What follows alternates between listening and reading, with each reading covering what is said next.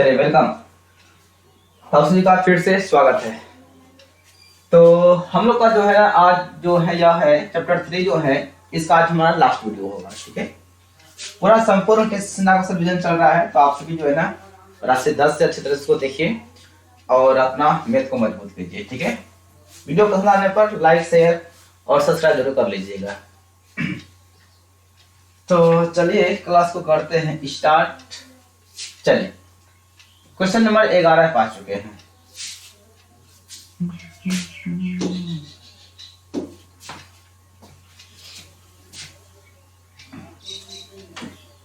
दिख रहा है क्वेश्चन? देख लें, बिल्कुल ठीक ठाक चल रहा है। इनको हटा दीजिए।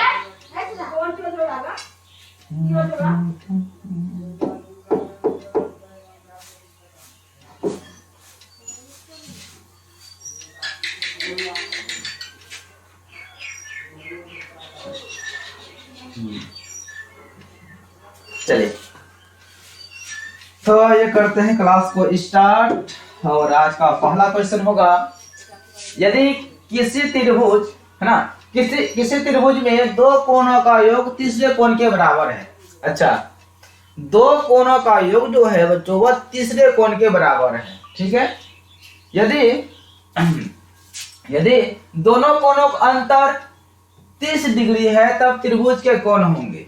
देखिए थोड़ा ध्यान समझिए, सवाल है क्या, किसी त्रिभुज के दो कोणों का योग तीसरे कोण के बराबर है। मान लिया जाए हमारा कोण ए है, बी है और ये सी है। समझिएगा, पहले मान लिया जाए कि मेरा जो है ना 3 कोण है, तो तीनों शर्त क्या है कि दो कोणों का योग, जैसे मान लिया जाए कि ए प्लस बी, ये दो कोणों का योग जो है ना तीसरे कोण के बराबर है। ठीक है, फिर क्या कहता है कि दो कोणों का अंतर 30 है, ए माइनस बी कितना होना चाहिए 30, यानी कि दो कोणों का अंतर तीसरे कोण के बराबर और दो कोणों का अंतर 30 डिग्री होना चाहिए। ऐसा किस ऑप्शन में? आप चाहे तो इसको बिल्कुल लॉन्ग तरीका से बना सकते हैं, या अगर आपके पास थोड़ा सा टेक्निकल है, मतलब दिमाग अच्छा है, तो आप यहाँ पे देखिए दो, पहले देखिए क्या बोला है कि किसी त्रिभुज में दो कोणों का योग तीसरे कोण के बराबर है। दो कोणों का योग तीसरे के बराबर है, तो यहाँ पे देखिए तो पहला ऑप्शन को दो कोणों का योग तीसरे बराबर हुआ 60 30, तीसरा बराबर 90 हो गया, और दोनों का अंतर कितना पूर्णा चाहिए 30 पूर्णा चाहिए। तो 60 में गया 30 तो कितना बचेगा 30, या 90 में गया 60 तो कितना बचेगा 30। इसका मतलब हुआ कि हमारा ऑप्शन ए परफेक्ट जो है ना काम कर रहा है ना।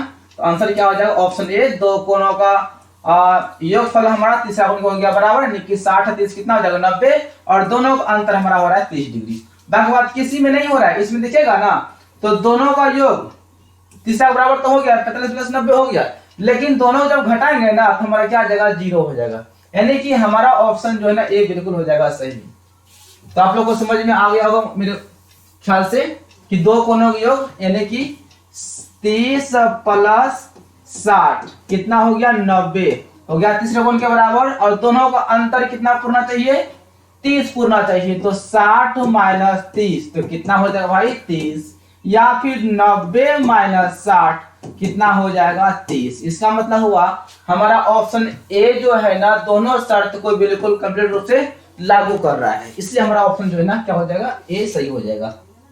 क्वेश्चन नेक्स्ट है कि निम्नलिखित रैखिक समीकरणों में से किस समीकरण युग्म का अद्वितीय हल संभव है? अद्वितीय हल है ना, तो ये जांच कर लेते हैं अद्वितीय हल का।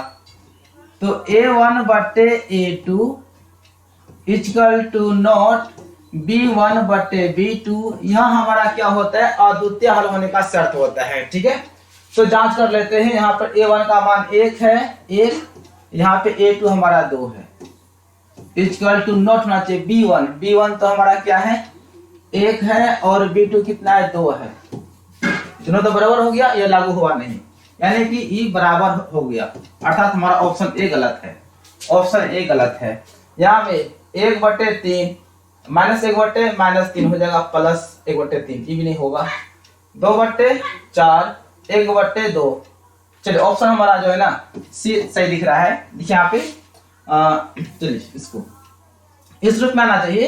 सी में देखिए a1 बट्टे a2 यानी कि 2/4 कट के हो जाएगा 1/2। उसके बाद 1/-2, 1/-2, 1/-2। देखिए ये दोनों तो बराबर हुआ नहीं, अर्थात हमारा जो है ना इस रूप में आ रहा है, हमारा जो है ना इस रूप में आ गया, अर्थात अद्वितीय हल में आ गया। ऑप्शन हमारा हो जाएगा सी सही।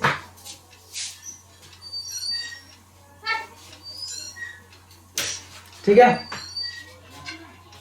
तो इस तरह से आपको जांच कर लेना है। क्वेश्चन नेक्स्ट है, के किस मान के लिए समीकरण इतना संपाती होगा। तो संपाती होने का शर्त होता है प्यारे लाडलो a1/a2 बराबर b1/b2 बराबर c1/c2। यह हमारा संपाती होने का शर्त होता है। तो a1 का मान यहाँ पर 1 है, तो 1/a2 हमारा है 2 बराबर b1 अपन का 2 है, तो 2 और b2 हमारा k। आगे जाके कोई काम भी नहीं करना है क्योंकि हमारा k निकाला ना, k का मान यहाँ आगे k गुना 1 हमारा हो जाएगा k, 2 दूनी हो जाएगा 4। चलिए k का वैल्यू कितना आ जाएगा आप लोग, हमारा 4 आ गया। ऑप्शन क्या हो जाएगा, सी हो जाएगा। चलिए युग्म समीकरण इतना के कैसा निकाय है, मतलब इसका हल कैसा है। चलिए 2 हमारा हो गया 4 कट के हो जाएगा 1/2, 3 हो जाएगा हमारा 6 कट के हो जाएगा 1/2, दोनों बराबर है। उसके बाद 5/9 यानी कि a1/a2 यह हमारा हो जाएगा a1/a2। ठीक है ना, यह हमारा है b1/b2, b2 यह हमारा है c1/c2। यानी कि हमारा a1/a2 बराबर है b1/b2, लेकिन यह बराबर नहीं है c1/c2। इसका मतलब हुआ कि इस रूप में आ गया। जब ऐसा रहता है ना, इसका कोई हल नहीं होता है, कोई हल नहीं है, यानी कि असंगत हो जाएगा। ऑप्शन हो जाएगा ए, क्या हो जाएगा, असंगत हो जाएगा। चलिए क्वेश्चन 15 है, के का किस मान के लिए इतना इतना का अनगिनत हल होगा। अनगिनत हल होने का शर्त होता है भाई a1/a2 equal to b1/b2 equal to c1/c2। यह हमारा क्या होता है, अनगिनत हल होने का शर्त होता है। ठीक है, a1 आपका हो जाएगा k-1/a2, a2 हमारा हो जाएगा k+1 बराबर b1/b2, तो b1 आपका यहाँ पे -1 है और b2 हमारा कितना है, यहाँ पे देखिए y का गुना 1 - k। आगे लिखे फायदा नहीं है क्योंकि हमें k का मान निकालना है, तो मेरा यहाँ से निकल जाएगा। ठीक है, तो इधर से गुना कर देंगे ना, इधर से गुना करेंगे। अच्छा इधर से गुना पहले कर देते हैं, तो k गुना -1 हो जाएगा -k, -k 1 गुना 1 हो जाएगा 1। आप इधर से गुना करेंगे यानी k गुना 1 हो जाएगा k, माइनस k गुना k हो जाएगा k²। उसके बाद 1 से गुना करेंगे तो माइनस रह जाएगा, 1 गुना 1 1, माइनस हो जाएगा प्लस, 1 गुना k आपको हो जाएगा k। चलिए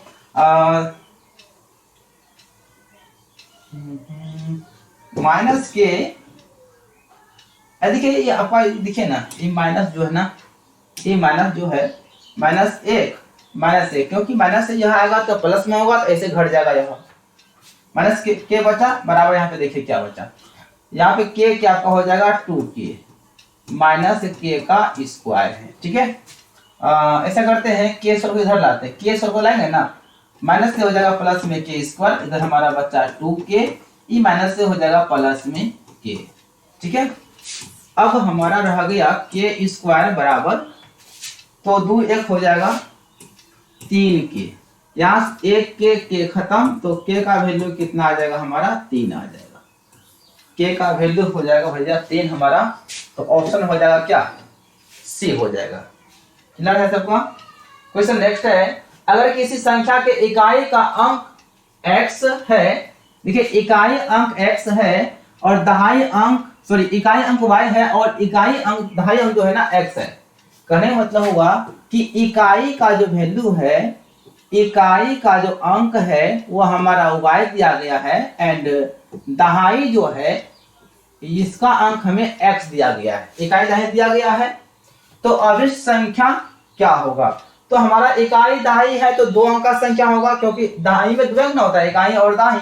हमें निकालना है संख्या, तो देखिए 2 अंकों की संख्या निकालने का जो सूत्र होता है वह होता है 10 दहाई, यानी कि 10 गुना दहाई और जोड़ इकाई होता है। इसको आप याद कर लीजिएगा। 2 अंक का संख्या निकालने का सूत्र होता है 10 गुना दहाई जोड़ इकाई। तो 10 दहाई का मान कितना, देखिए दहाई हमारा x है प्लस इकाई हमारा y है, तो हमारा संख्या क्या आ जाएगा 10x प्लस y हो जाएगा। 10x प्लस y, ऑप्शन देखिए हमारा बी बिल्कुल सही है। चलिए आगे बढ़ा जाए। एक संख्या दूसरे से दुगुना है, दोनों संख्याओं का योग 27 है, तो संख्या बताइए। अच्छा, देखिए एक संख्या दूसरे से दोगुना है। जैसे मान लिया जाए कि मेरा कोई 2 गो संख्या, एगो ए हो गया और एगो बी हो गया, ठीक है। तो पहला कंडीशन में क्या कहा गया है, पहला कंडीशन में क्या है, एक संख्या दूसरे से 2 गुना है। अर्निंग करने मतलब हुआ एक अगर ए है तो दूसरा कितना होगा 2 बी हो जाएगा, यानी कि एक दूसरे से क्या है 2 गुना है, ठीक है। फिर दूसरा शर्त में क्या कहता है, दूसरा में क्या कहता है कि दोनों संख्याओं का योग 27 है, अर्थात a प्लस बी कितना पूर्णा चाहिए 27। एक संख्या दूसरे से 2 गुना है, देखिए एक संख्या दूसरे से 2 गुना है, देखिए एक संख्या दूसरे से 2 गुना है। ये कितना 18, 9 दूनी 18, उड़ गया नहीं हुआ। एक संख्या जो है भैया दूसरे से कितना है 2 गुना है, ये 18 है, तो 9 दूनी 18, दोनों में कितना का गुना है 2 गुना हुआ, 2 गुना हुआ कि नहीं, 18 9 से कितना 2 गुना है। उसके बाद दोनों का अंतर कितना पूर्णा चाहिए 27, दोनों को जोड़िए, तो दोनों को जोड़ेंगे, इसका योग निकालेंगे, 9 8 हो गया 17, 1 हो जाएगा 2, होता गया हमारा, यानी कि हमारा ऑप्शन ए हो जाएगा।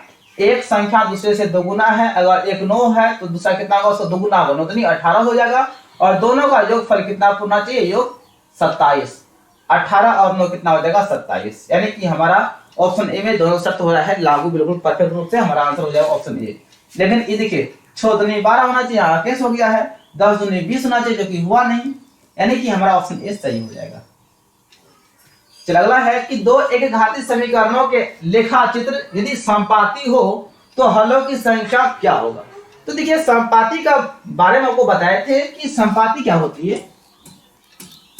समपाती उन रेखाओं को कहते हैं जब एक ही रेखा के ऊपर में कोई दूसरी रेखा गुजर के निकल जाए या फिर गुजरते हुए निकल जाए, उसको बोलते हैं समपाती रेखा। एक ही रेखा पे जब दूसरा रेखा गुजरे उसको बोलते हैं समपाती कहते हैं। और ऐसे ग्राफ रेखाओं का जो हल होता है वो अनेक होता है। क्या होता है, इसका जो हल होता है ना अपरिमित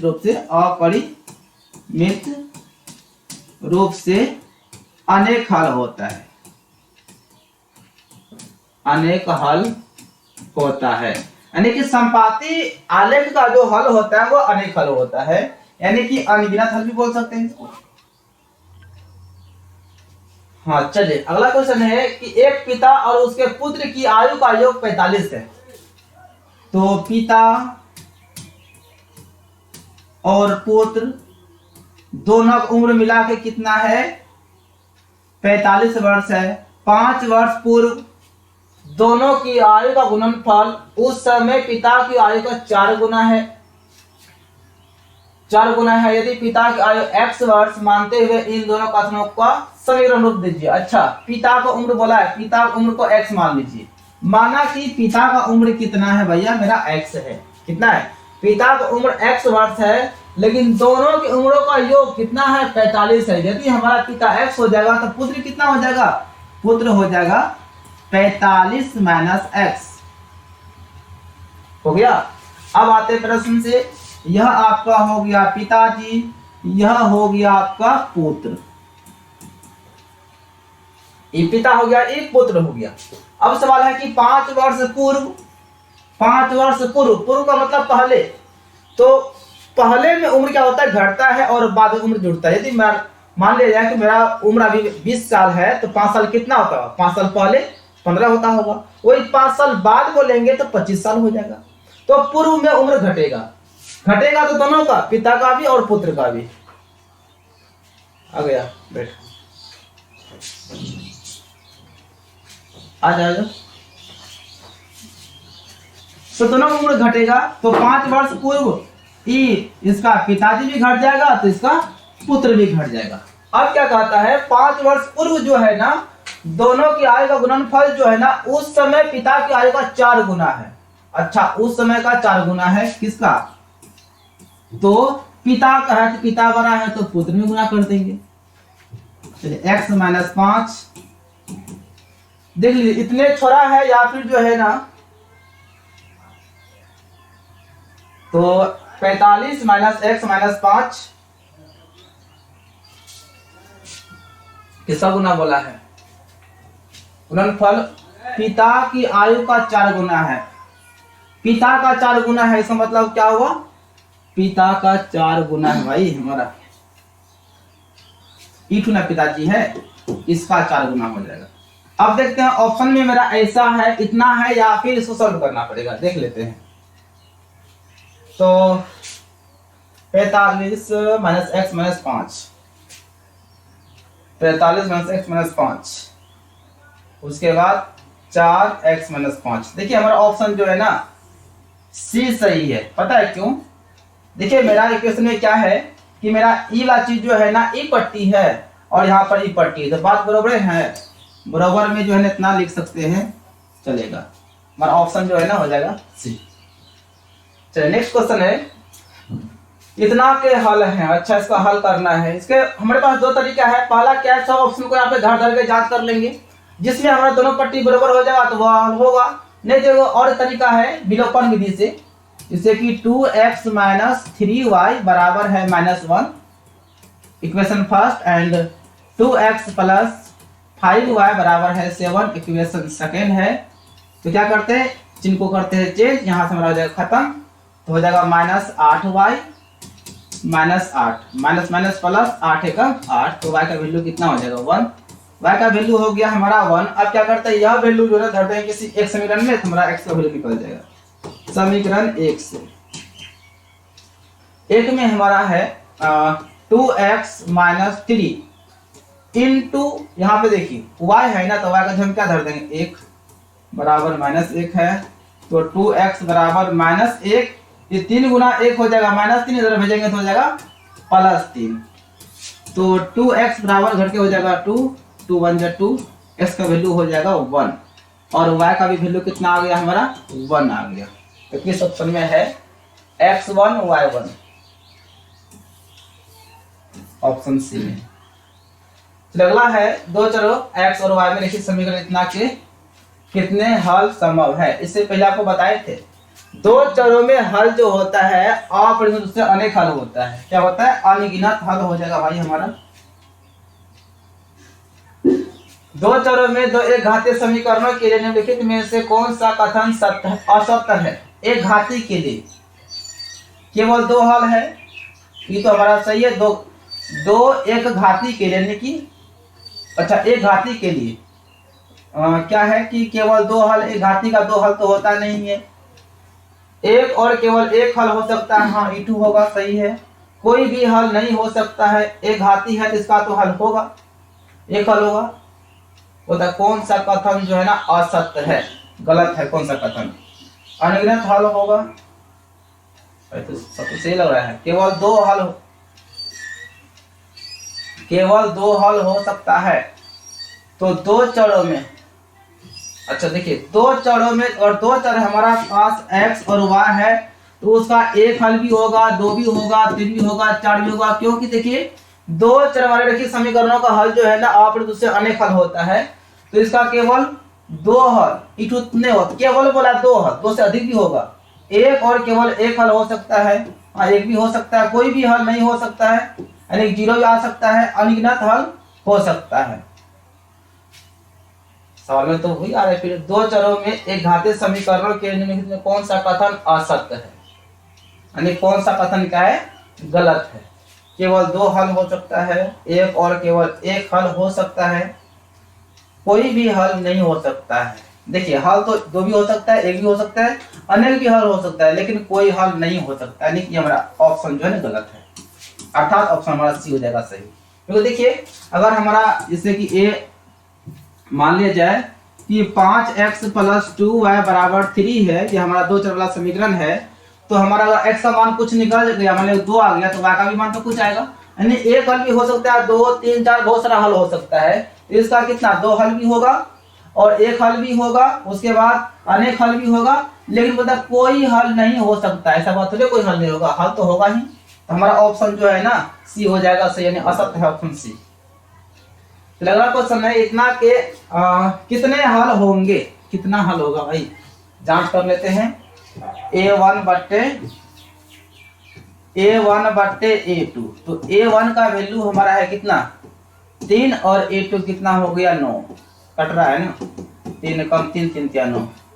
b1 बट्टे b2, तो b1 कितना हो गया 1 एंड b2 कितना हो गया 3, अभी चल रहा है बरोबर। c1 बट्टे c2, तो c1 हमारा है 5 एंड c2 हमारा है 15, 5 कम 5 5 क्या 15, इसका मतलब हुआ कि तीनों बराबर है, यानी कि a1 बट्टे a2 बराबर b1 बट्टे b2 बराबर c1 बट्टे c2, यानी कि कहने का मतलब हुआ इस शर्त को आप पहचान रहे होंगे, इसमें तीनों बराबर है, जब तीनों बराबर रहे तो अनेक हल होता है, क्या हो जाएगा हमारा अनेक हल हो जाएगा। अगला है इतना के कितने हल संभव है, चलिए इसको जान कर लेते हैं कितना हल है। तो a1 बट्टे a2 यानी कि 2 बट्टे हो जाएगा 10, कट रहा है, 2 एकम 2 2 5 10 एंड b1 बट्टे b2, तो b1 हमारा हो गया 3 और b2 कितना हो गया 15, 5 एकम 5 5 या 15 हो जाएगा 1 बट्टे 3। अच्छा चलिए यहाँ पे दोनों बराबर हुआ नहीं, अर्थात हमारा a1 बट्टे a2 = नॉट b1 बट्टे b2, जब ऐसा रहता है ना, और 3 5 15, माफ कीजिएगा 3 5 15, यानी अभी बराबर चल रहा है ना, अभी बराबर चल रहा है, थोड़ा जो है ना पटाने मिस्टेक हो गया, चलिए बराबर हो रहा है। और जांच करिए लेते हैं c1 बट्टे c2, c1 हमारा 5 हो गया और ये हमारा हो गया 7, चलिए यानी कि कहने का मतलब हुआ a1 बट्टे a2 बराबर b1 बट्टे b2 = नॉट c1 बट्टे c2, ऐसा शर्त आने वाला है, मतलब आ गया। जब ऐसा रहता है ना, इसका कोई हल नहीं होता है, शून्य हल होता है, एक हल होगा नहीं, यानी कोई हल नहीं होगा, ऑप्शन हो जाएगा सी। अगला क्वेश्चन है इसका कितना हल होगा, वही सवाल आ रहा है क्या, कितना हल होगा जांच कर लीजिए। a1 बट्टे a2 5 बट्टे हो जाएगा 3 एंड b1 बट्टे b2, b1 हमारा हो गया -3 और b2 हमारा हो जाएगा कितना 2, चले इतना बराबर नहीं है, यानी कि a1 बट्टे a2 = नॉट b1 बट्टे b2, जब ऐसा शर्त आता है ना सर जी, हमारा क्या होता है कोई हल नहीं होता है, यानी अद्वितीय हल होता है, केवल और केवल एक हल होता है। चलिए इतना है, इतना और इतना के क्या है द्वितीय हल, एक क्या होता है कितना का एक ई नहीं होगा और नहीं होगा, यहाँ पे होगा अद्वितीय हल होगा, यानी के किस मान के लिए इसका एक अद्वितीय हल होगा। अद्वितीय हल होने का शर्त क्या होता है, a1 बट्टे a2 = नॉट b1 बट्टे b2, a1 का मान हो गया k, a2 का मान हो गया 3 = नॉट, इसका हो गया 2 और b2 हमारा हो गया 1, तो इधर से गुना करेंगे तो हमारा हो जाएगा k = नॉट, 3 दूनी हो जाएगा 6, तो k = नॉट 6, ऑप्शन हो जाएगा बी।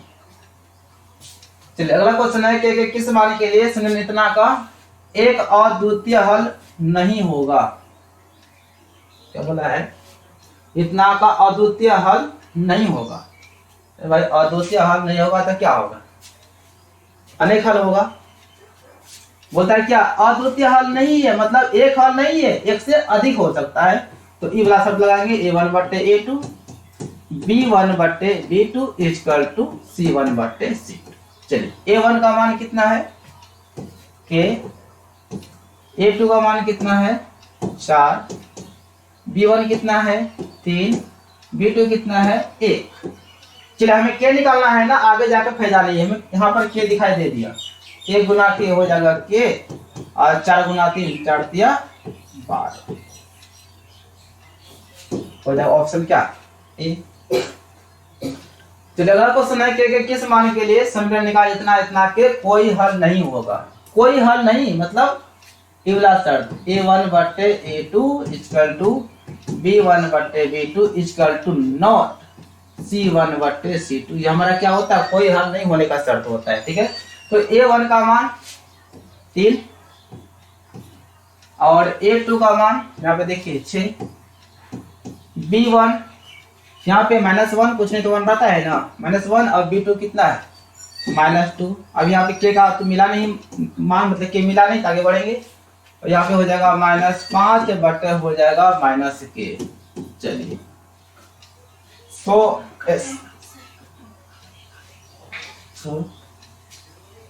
और यहाँ पे क्या छोड़ नोट। चलिए देखिए यहाँ पे ना हम इसको इससे तुलना कर सकते हैं, इसको इससे तुलना कर सकते हैं। तो सबसे अच्छा पता है क्या करेंगे, सबसे अच्छा बगले वाले से काम निकाल लेंगे, इन्हीं दोनों से। ठीक है ना, तो पहले माइनस माइनस प्लस हटाइए, 1 गुना के हो जाएगा के इक्वल टू नोट तो रहेगा, 2 पंचे कितना हो जाएगा 10, के इक्वल टू नोट 10, ऑप्शन हमारा ए हो जाएगा। तो अगला क्वेश्चन है के किस मान के लिए इतना का एक अद्वितीय हल होगा। अद्वितीय हल इसका शर्त पता है ना, a1 बटे a2 equal to not b1 बटे b2। तो a1 का मान हमारे पास हो गया k और a2 कितना हो गया 2 इक्वल टू नॉट b1 हो जाएगा 7 एंड b2 हमारा हो जाएगा क्या, यहाँ पे 1 है, 10 से गुना कर देंगे, k इक्वल टू नॉट 214, के इक्वल टू नॉट 14, ऑप्शन हो जाएगा बी। अगला है के किस मान के लिए इतना का एक अद्वितीय हल होगा। अगर वही आ रहा है अद्वितीय हल, वही शर्त a1 बटे a2 equal to not b1 बटे b2। तो a1 का मान हो गया k और a2 हमारा हो गया 4 इक्वल टू नॉट b1 हो जाएगा 3 और b2 हमारा हो जाएगा यहाँ पर कुछ नहीं तो 1, 10 से गुना कर देंगे तो हो जाएगा k, 4 दिया हो जाएगा 12 इक्वल टू नोट रहेगा। चलिए ऑप्शन हो गया बी सही। चलिए वही है के का किस मान के लिए कोई हल नहीं होगा। a1 बटे a2 बराबर b1 बटे b2 equal to not c1 बटे c2, यह शर्त हमारा किसका होता है, कोई हल नहीं होने का शर्त होता है। तो a1 का मान तो यहाँ पे देखिए 3 है, 3 और a2 हमारा 9 है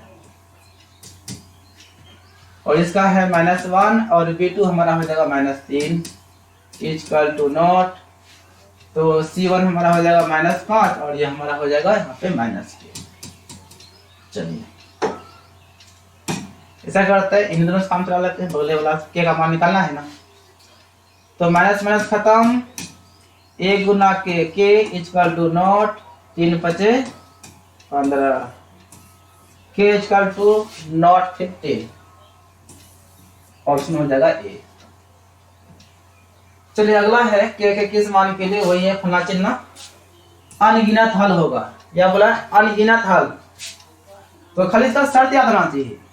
अनगिनत हल का शर्त क्या होता है, इसमें होता है तीनों बराबर होता है हमारा। तो a1 का मान यहाँ पे देखिए 100 गुणांक k -1 बटे a2 हमारा हो जाएगा यहाँ पर। अब देखिए यहाँ पर शायद 1 होना चाहिए, k +1, b1 का मान -1 है एंड b2 का मान आपका 1 - k है, c1 का हमारा 5 है और c2 दिखा पूरे है हमारा 3k + 1। अब क्या करते हैं, इसको इससे तुलना कर दीजिए या इसको इससे तुलना कर दीजिए, इधर से सुविधा पर उधर से काम कर लेते हैं। तो हम जो है ना इसको तुलना कर लेते हैं। जब इधर से गुना करेंगे तो 5 से गुना करेंगे ना, हो जाएगा 5 और 5 गुना के हमारा हो जाएगा 5k इक्वल टू, इधर 1 से गुना करेंगे तो माइनस हो जाएगा 3k प्लस माइनस हो जाएगा -1, तो 5 एक को इधर लेंगे, माइनस हो जाएगा प्लस में, इधर हमारा -3 के है, आई 5 के इधर भेज देंगे, ये भी माइनस से हो जाएगा प्लस में। 5 एक 6 हो जाएगा, घटेगा तो हो जाएगा 2 के, तो 2 3 6, तो के का वैल्यू कितना हो जाएगा हमारा 3 हो जाएगा, के का वैल्यू 3, ऑप्शन हो जाएगा सी। चलिए अगला है कि दो एक घातीय समीकरणों के लेखा चित्र प्रतिच्छेदी रेखा हो तो हलों की संख्या कितनी हो। जब प्रतिच्छेदी होता है तो उसका एक हल होता है। यदि यहीं पे अगर आ जाता है प्रतिच्छेदी नहीं रखकर, यदि बोलता है यदि रेखाएं संपाती हो, यदि संपाती होता तो इसका होता अनेक हल होता, ठीक है। यदि वही संपाती नहीं रहकर अगर लिखा रहता कि रेखा समांतर हो तो क्या हल होता, समांतर रहेगा तो इसका होगा शून्य हल, अर्थात कोई हल नहीं होगा। प्रतिच्छेदी रहेगा तो एक हल हो जाएगा। चलिए अगला है कि दो एक घातीय समीकरणों के लेखा चित्र समांतर रेखाएं हों। चलिए जैसा हम चर्चा कर रहे थे समांतर रेखा आ गया, समांतर रहेगा ना तो कोई हल नहीं होता है, यानी कि शून्य हल होता है। इतना के लेखा चित्र के संबंध में निम्नलिखित में कथन में कौन सा कथन सही है। चलिए इसको पहले जांच करना पड़ेगा। a1 बट्टे a2, a1 का मान 2 और a2 हमारा है 5, और b1 बट्टे b2, तो b1 5 और b2 -2। देखिए 2/5 या 5/-2 बराबर तो हुआ नहीं, अर्थात a1 बट्टे a2 equal to not b1 बट्टे b2। जब ऐसा रहता है ना तो रेखाएं प्रतिच्छेदी होती है। क्या होती है? प्रतिच्छेदी। तो कौन सा कथन सही है? आलेख प्रतिच्छेदी सरल रेखाएं होंगी, यानी कि ऑप्शन ए सही हो जाएगा। चलिए अगला है इतना के आलेख संबंध में कौन सा कथन सत्य है। वही बात है a1 बट्टे a2, a1 का मान हो गया 3 और a2 हमारा हो जाएगा 6, हो जाएगा 1/2 काट के, और b1 बट्टे b2। चलिए b1 का मान है -2 और b2 हमारा -4, प्लस 2 एकम 2, 2 दूनी 4 हो गया 1/2, और c1 बट्टे c2, c1 कितना है -3 और c2 हमारा है -2, यानी कि ये दोनों बराबर है, ये बराबर नहीं है। कहने का मतलब हुआ कि a1 बट्टे a2 बराबर b1 बट्टे b2 equal to not c1 बट्टे c2, इस रूप में आ गया। जब ऐसा रहता है ना, पता है इसका हल कुछ हल नहीं होता है, नहीं रेखा समांतर हो जाएगा, प्रतिच्छेदित होगा नहीं, संपाती होगा नहीं, रेखा समांतर हो जाएगा, आंसर हो जाएगा सी। चलिए नेक्स्ट क्वेश्चन है इतना के आलेख में कौन सा संबंध सत्य है। वही काम करना होगा भाई, जांच करना पड़ेगा। तो 3 बट्टे हो जाएगा 6, 3 कम 3, 3 दूनी 6, b1 बट्टे b2, तो b1 हमारा हो गया 2 एंड b2 हमारा हो जाएगा -4। देखिए e प्लस में है, e माइनस में है, बराबर तो हुआ नहीं, यानी कि a1 बट्टे a2 equal to not b1 बट्टे b2, यानी कि जब ऐसा रहेगा तो रेखाएं प्रतिच्छेदी होती है, आलेख प्रतिच्छेदी सरल रेखाएं होंगी। चलिए इतना के कैसे समीकरण निकाय होंगे, जांच कीजिए कैसा समीकरण है। a1 बट्टे a2, तो 2 बट्टे हो जाएगा 1, यहाँ कुछ नहीं 1 है, बराबर हो जाएगा 2, और b1 बट्टे b2, तो b1 कितना भाई -4 एंड b2 जो है आपका -4 है, खत्म, यानी हो जाएगा 1, अर्थात a1 बट्टे a2 equal to not b1 बट्टे b2, ऐसा रूप आ गया। जब ऐसा होता है ना तो पता है समीकरण क्या होता है, संगत होता है और अविरोधी होता है, अविरोधी समीकरण होगा। चलिए अगला क्वेश्चन है इतना समीकरण निकाल के क्या हल होंगे, कैसा होगा। चलिए सब में वही कहानी है, जांच करना है। यहाँ पे 1, यहाँ पे हो जाएगा हमारा 2, b1 बट्टे b2, b1 हमारा हो गया 3 एंड b2 जो है -5। देखिए इतना फिर बराबर हुआ नहीं, अर्थात हमारा जो है ना a1 बट्टे a2 equal to not b1 बट्टे b2। जब ऐसा रहेगा ना फिर वही चीज आगे आपका क्या हो जाएगा, अविरोधी समीकरण हो जाएगा, समीकरण हो जाएगा अविरोधी। चलिए इतना समझ में पाया कि कैसे हल होंगे, मतलब कैसा निकाय होगा, वही जान लीजिए फिर से। 1 हो जाएगा 3 b1/b2, तो b1 हमारा -5 और b2 हमारा हो जाएगा -15 प्लस 5 का 5 5 3 15 1/3 एंड c1/c2, तो c1 हमारा हो जाएगा 1 और यह 3। यानी हो गया सब बराबर, सब बराबर रहे तो क्या होता है, अविरोधी होता है।